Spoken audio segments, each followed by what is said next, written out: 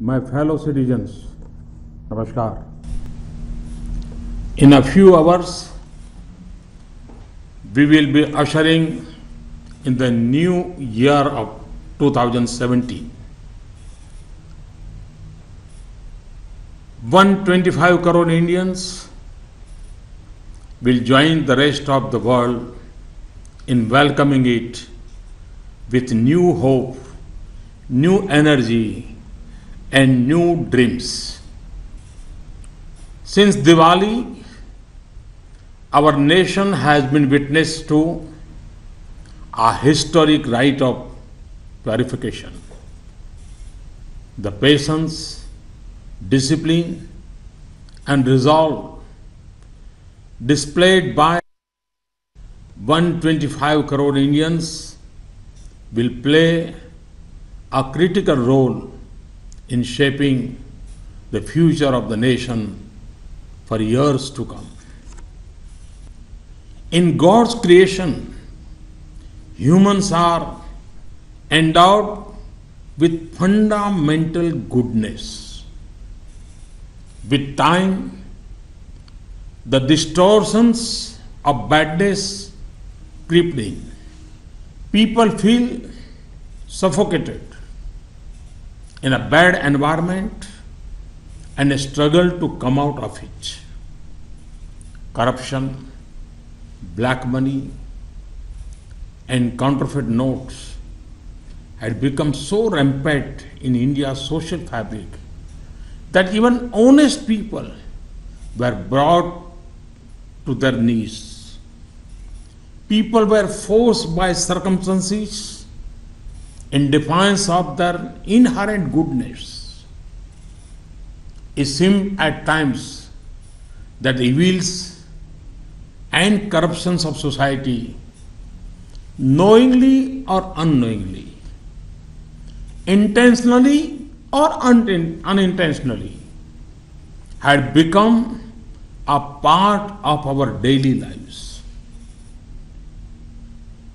Developments post-Diwali have shown that crores of Indians were looking for an escape from this suffocation. We have, during the external aggressions of 1962, 1965, 1971 and Kargil, witnessed the intrinsic strength of our citizens, such as collective energy and patriotism is understandable in the face of external threats. However, when crores of Indians unite to fight a war against internal evils, it is unparalleled. Indians have, with firm resolve and infinite patience, faced difficulties with a smile, redefining the concept of sacrifice. We have lived these ideals.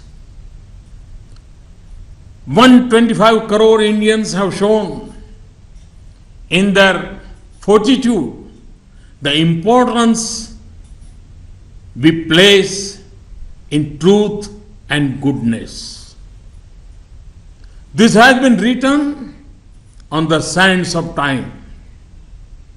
Indians have displayed the strength of people power, utmost discipline, and the ability to discern the truth in a storm of disinformation. They have shown that resolute honesty can defeat dishonesty. They have shown how much even people trapped in poverty are willing to do to build a glorious India. The people, through persistence, sweat, and toil, had demonstrated to the world an unparalleled example of citizen sacrifice for the brighter future of nation. Usually, When people's movements have arisen, the people and the government have been at loggerheads. It is historic that both the people and the government are on the same side in this battle against evil. The government is well aware that in this period you had to queue up and face difficulty in withdrawing your own money. I received letters from many people. They have shared their pain and sorrow with me, but also emphasized their support. You have talked to me as one of your own. In this fight against corruption and black money, it is clear that you wish to walk shoulder to shoulder with us. For us in government, this is a blessing. My effort is to take the banking system to normalcy as fast as possible in the new year. I have asked all concerned officers in the government to focus their attention to this task. They have especially been told to proactively resolve the problems in rural and remote areas. Friends, there is no precedent globally to what India has done. Nations similar to us do not have the amount of currency that we had. Over the last 10 to 12 years, 500 and 1000 rupees currency notes were used less for legitimate transactions and more for parallel economy. The excess of cash was fueling inflation and black marketing. It was denying the poor their due. Lack of cash causes difficulty, but excess of cash is even more troublesome. Our aim is to achieve a balance. Economists agree that when cash is outside the formal economy, it is a cause of worry. When it joins the mainstream, it is an opportunity for development. I'm sure if great sons of India like Jayaprakash Narayan, Lal Bahadur Shastri, Ram Manohar Lohia, Kamaraj ji had been present today, they would have applauded the patience, discipline and resolve of our countrymen. In the past few weeks, there have been many gratifying instances. It would take weeks to list them. It is a healthy trend for any nation when the people wish to join the mainstream, abiding by the law and helping the government in serving the poor. Friends, how long will we overlook facts that stare us in the face?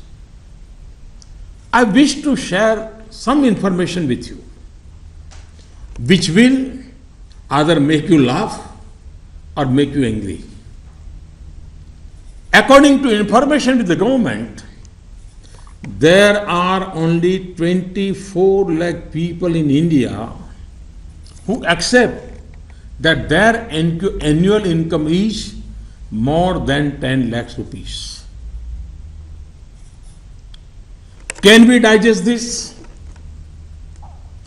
Look at the big bungalows and big cars around you. If we look at any big city, it would have lakhs of people with annual income of more than 10 lakh. Do you not feel that for the good of the country, this movement for honesty need to be further strengthened? In this fight against corruption and black money, it is natural to debate the fate of the dishonest. What punishment will they get? The law will take its own course with its full force. But the priority of the government now is how to help the honest, protect them, and ease their difficulty. How can honesty gain more prestige? This government is a friend of good people, and it aims to build an enabling environment for the dishonest to return to the path of goodness. It is also a bitter truth that people have complaints of bad experiences at the hands of government machinery and some government officers. This reality cannot be wished away. No one can deny that government officers have a greater responsibility than common citizens. Therefore, it is the responsibility of all of us in the government at central, state, and local levels to protect the common man, help the honest, and isolate the dishonest. Friends, it is accepted the world over that terrorism, Naxalism, Maoism, counterfeit currency trade, drug trade, human trafficking, all of this depend on black money. These evils have become a festering sore on society and governments. Demonetization has dealt a severe blow to these trades. Today, youth who had turned to the wrong path are returning to the mainstream in large numbers. If we remain vigilant, we can now save our children from returning to those evil ways of violence and cruelty. The fact that so much of the cash in circulation has been deposited in the banking system indicates the success of this mission. Events of the last few days indicate that escape routes for the dishonest have all been sealed. Technology has played a big role. The habitual offenders will be forced to abandon their misdeeds and join the mainstream. Friends, this also represents a golden opportunity for the country's banking system.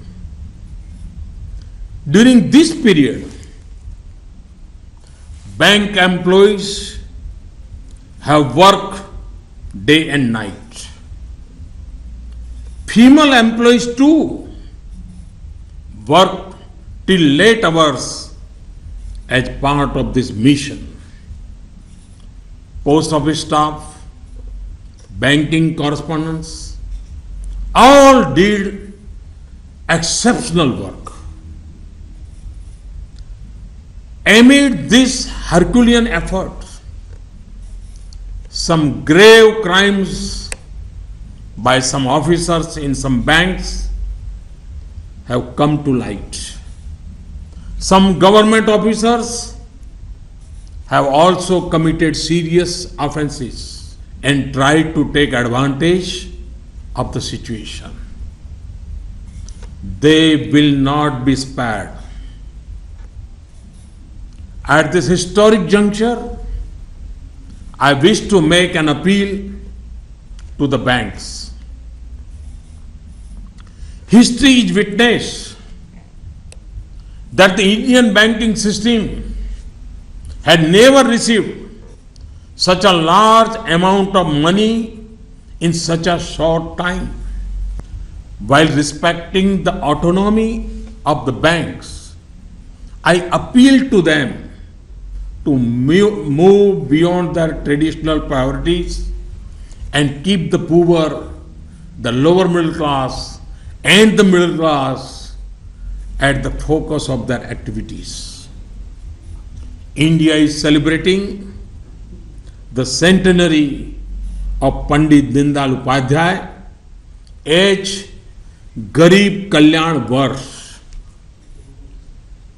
Banks should also not let this opportunity slip. They should take appropriate decisions in public interest promptly. When policies and programs are made with clear objectives in mind, not only are beneficiaries empowered, but both short-term and long-term benefits are achieved. Spending is carefully scrutinized and chances of good results are maximized. The more the villages, the poor, the farmers, the Dalits, the tribals, the marginalized, the oppressed, the deprived, and women are empowered and financially enabled to stand on their own feet, the stronger the country will become and the faster will be the pace of development. Friends, to further the principle of Sabka Saath, Sabka Vikas, on the eve of the new year, government is bringing some new programs for the people. Even so many years after independence, millions of poor do not have their own home. When black money increased in our economy, houses became out of reach of even the middle class. The government has taken some major decisions to ensure homes for the poor, the new middle class, and the middle class. Two new middle income categories have been created under the Pradhan Mantri Awas Yojana in urban areas. Loans of up to 9 lakh rupees taken in 2017 will receive interest subvention of 4%. Loans of up to 12 lakh rupees taken in 2017 will receive interest subvention of 3%. The number of housing being built for the poor under the Pradhan Mantri Awas Yojana in rural areas is being increased by 33%. In addition to this, another scheme is being put in place for the neo middle and middle class in rural areas. Loans of up to 2 lakh rupees taken in 2017 for new housing or extension of housing in rural areas will receive an interest subvention of 3%. Friends, in the last few weeks, an impression was sought to be created that the agriculture sector has been destroyed. Farmers themselves have given a fitting reply to those who were doing so. Rabi sowing is up by 6% compared to last year. Fertilizer uptake is up by 9% during this period. The government has taken care to ensure that farmers do not suffer for want of access to seeds, fertilizers and credit. Now we have taken some more decisions in the interest of farmers. Farmers who have taken loans for the Rabi crop from district cooperative central banks and primary societies will not have to pay interest on such loans for a period of 60 days. Farmers who have paid interest during the last 2 months will receive these amounts back directly into their bank accounts. Arrangements are being made to provide farmers even better access to loans from cooperative banks and societies. NABARD created a fund of 21,000 crore rupees last month. Now, government is adding 20,000 crore rupees more to this. The loss that NABARD suffered by giving loans to cooperative banks and societies at low interest rates shall be borne by the Government of India. The government has decided that 3 crore farmers who have Kisan credit cards will be given RuPay debit cards within 3 months. Kisan credit cards were launched in 1998, but so far it was essential to go to a bank to use them. Now farmers will have RuPay debit cards which they can use anywhere. Just as agriculture is vital for the economy, so are the medium and small scale enterprise, also called the MSME sector. Government has taken some decisions in the interest of small and medium businesses, which will also boost employment. Government of India underwrites loans given by banks to small businesses through a trust. So far, loans were covered up to 1 crore rupees. This limit is now being enhanced to 2 crore rupees. Earlier, the scheme only covered bank loans. Hereafter, it will cover loans given by NBFCs as well. The decision will enable better access to credit for small shop owners and small enterprises. Banks and NBFCs will not levy high interest on these loans as Government of India is bearing the cost of underwriting them. Government has also asked banks to raise the credit limit for small industry from 20% of turnover to 25%. Banks have also been asked to increase working capital loans from 20% of turnover to 30% for enterprises that transact digitally. Many people connected with this sector have made cash deposits in the last few weeks. Banks have been asked to take this into account when deciding on working capital. A few days back, government announced a major tax relief for small businesses. income of businesses with turnover of up to rupees 2 crores was calculated at 8% of the turnover. Now, for such businesses, income from digital transactions will be calculated at only 6%. This will effectively reduce the tax liability by 25%. Friends, the progress of the Mudra Yojana has been very, very encouraging. Last year, nearly 3.5 crore people have been benefited from this.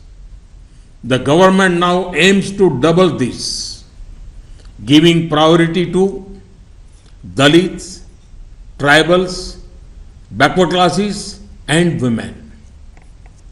A new scheme is being launched for pregnant women.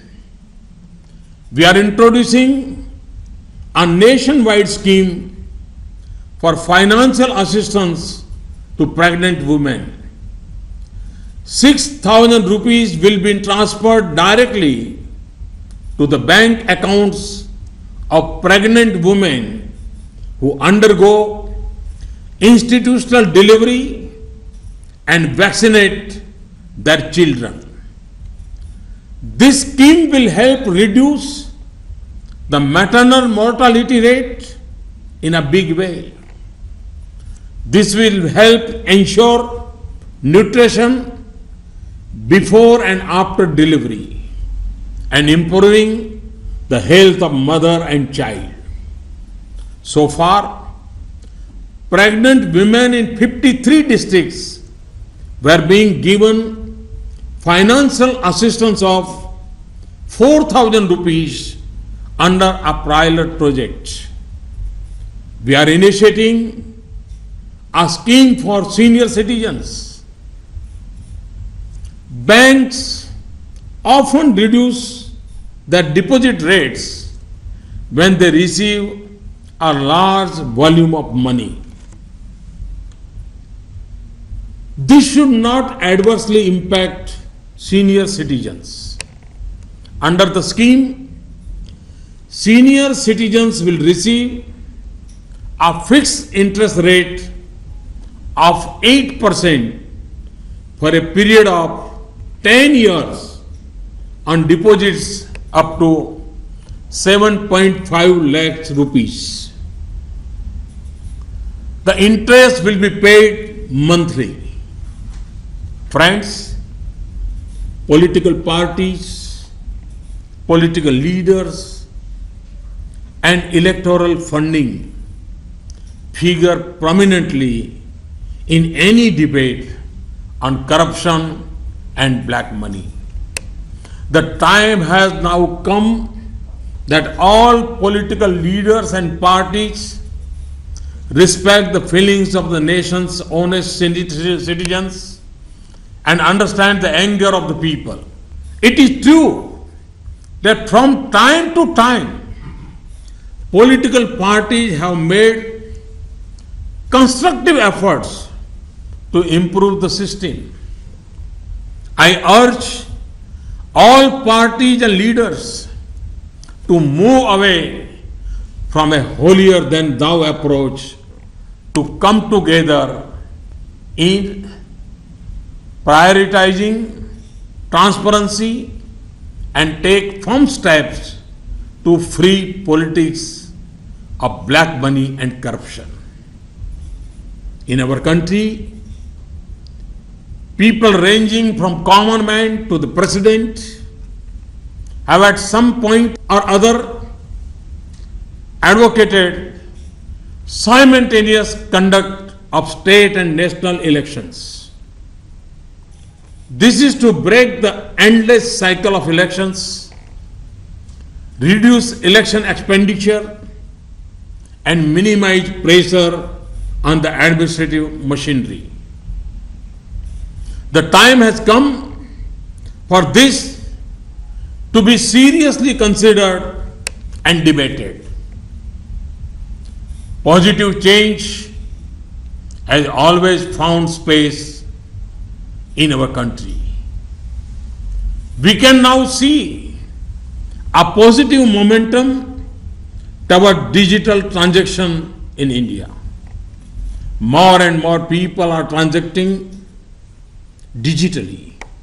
Yesterday, government has launched a new Swadeshi platform for digital transactions named BHIM after Baba Saheb Bhimrao Ambedkar. BHIM stands for Bharat Interface for Money. I call upon the youth, the trading community and farmers to connect with BHIM as much as possible. Friends, the developments, decisions and policies that were put in place after Diwali will of course be evaluated by economists. It will be good if social scientists and historians also do the same. As a nation, India's villages, poor, farmers, youth, educated, uneducated, men and women have all displayed infinite patience and people power. In a short time, the new year of 2017 will begin. Exactly 100 years ago, in 1917, Mahatma Gandhi initiated a satyagraha in Champaran. Now, a century later, we witness that the people of India continue to share that feeling towards truth and goodness. Today, Mahatma Gandhi is not among us, but the path towards truth that he showed us is still most appropriate. As we begin the centenary year of the Satyagraha, let us recall the Mahatma and resolve to follow his message of truth and goodness. We cannot allow this fight against black money and corruption to stop or slow down. Firmness in truth is a guarantee for success. Our country of 125 crore, with 65% below the age of 35, having the means, the resources and the capability, has no reason to stay behind. The new dawn of the new year comes with the resolve of new success. Let us all come together to move ahead, overcoming obstacles and constraints. Thank you. Happy New Year. Jai Hind.